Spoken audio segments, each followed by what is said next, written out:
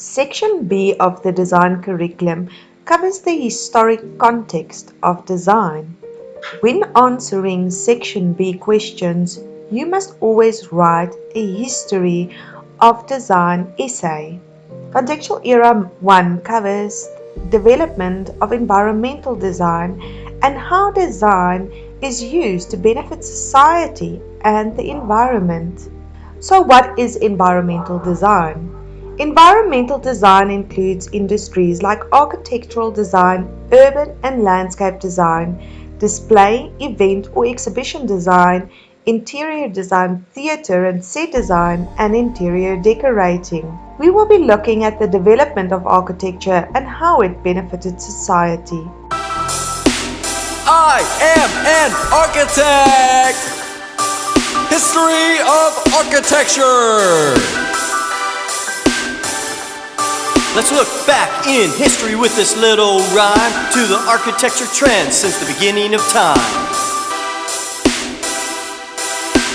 History of architecture. History of architecture.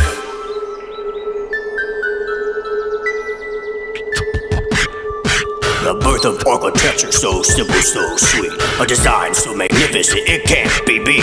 It's a primitive hut, hearth, roof, and foundation. I'm the first architect, and this is my creation. Now jump off the top and you have a new design. An era for the gods and pharaohs so divine. Mud bricks and limestone aligned to constellations, built along the Nile in a pyramid formation.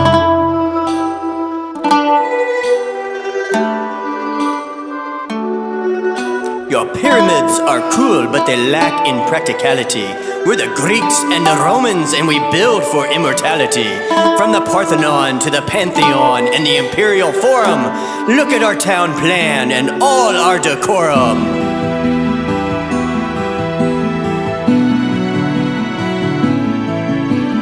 Welcome to the Renaissance. We have a new objective. Brunelleschi led the way with linear perspective. Artistic expression at its core, form and engineering for you to adore. With iron and steel, our building stock grew. Crystal Palace, Eiffel Tower, and bridges to name a few. New innovations like the high-rise made cities grow to unprecedented size. Less is more. Strip all ornament, build for the masses and the less fortunate. Black thread and circle specks are the new attire. Steel and glass facades for you to admire. Reject the modern rules, they're boring and bland. This is postmodernism, where ornament is grand. Fractured designs and rules undefined. The crazier the better, let's all lose our minds.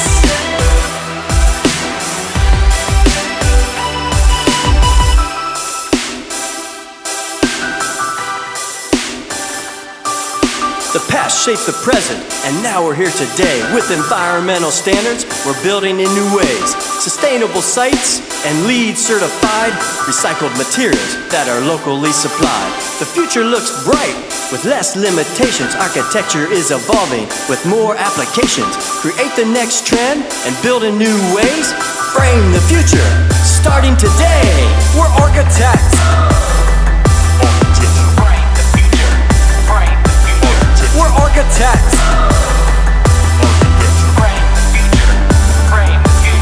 We're architects. We're architects.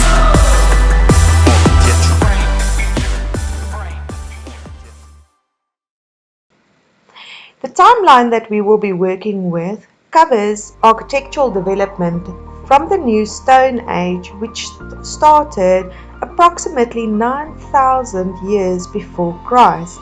We will then cover the Greek period, the Roman period, Romanesque period, Gothic period, Renaissance period, Baroque period, and end off with a neoclassical period, which ran between 1770 up to about 1830. Prehistory Imagine a world where there is no houses, skyscrapers, water systems, shops, roads, or cars. Yes, prehistoric people lived in cages or mud huts. They hunted for food and gathered berries and plants that were edible. But as they explored the surroundings, they started making use of stones around them to create tools and weapons. This was called the Stone Age. During the Old Stone Age, men led the unsettled life of a hunter and food gatherer, reaping where nature sowed, and thus at the mercy of forces he could neither understand nor control. Between 10,000 and 5000 BC, the Old Stone Age came to an end when men made their first successful attempts to domesticate animals and food grains. Once men had learned how to assure their food supply by their own efforts, they settled down in permanent village communities. There is then a basic difference between New Stone Age and Old Stone Age. Even though men still depended on stone as a material of their main tools and weapons, the new way of life brought forth new crafts and inventions before the appearance of metal, for example, pottery, weaving, spinning, and basic methods of architectural construction. New Stone Age settlements have been uncovered by excavation, but these remains tell us very little about the spiritual condition of the New Age men. They include stone implements of ever greater technical refinement and a vast variety of clay vessels covered with abstract ornamental patterns. But the art of the Old Stone Age was not comparable to the art of the New Stone Age. It is hard to believe that art did not develop much, but it might be because the artists and designers of the New Stone Age worked in wood and other impermanent materials. One exception was the Great Circle of Stonehenge in South England. The design movement during the prehistoric times, where the first architectural structures could really be seen, was the Neolithic times. The Neolithic period is especially notable for its architecture in the form of monumental graves and altars made from large stones, known as megaliths.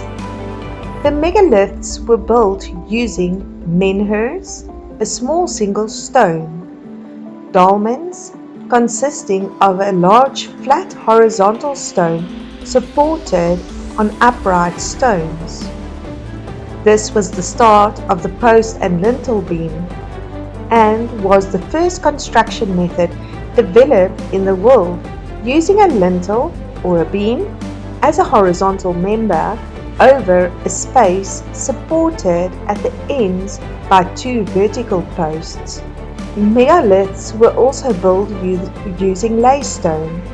Laystone consisted of a stone with a hole in the middle through which one could look for the next pointed stone to plot a route. Its purpose was religious. Apparently, the sustained effort required to build it could be compelled by faith only, and makes you think of the moving of mountains. The entire structure is oriented towards the exact point where the sun rises on the longest day of the year, and therefore it must have served a sun-worshipping ritual. But can Stonehenge really be called architecture?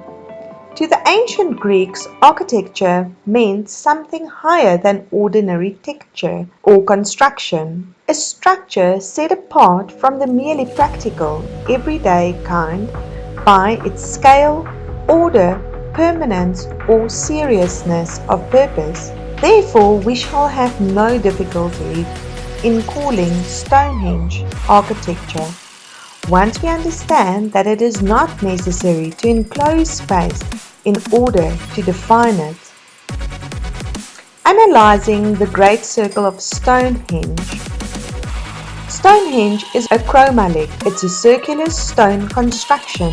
The construction of Stonehenge consists of 4 centric circles of stone and a central altar. The outside circle consists of dolmen.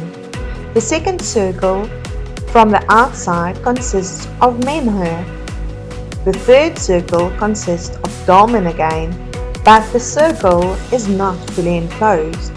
The fourth circle consists of menhir again, but the circle again is not fully enclosed. In the middle you will see an altar. The construction displays order, symmetry and harmony. Now the question is, how does Stonehenge benefit society? Stonehenge was probably one of the first architectural structures where the community could gather for religious purposes. Looking at the structures used in Stonehenge, we recognize the development of working with stone in architecture, the start of the post and lintel system, which was called the dolmen, and the start of what we know as windows today.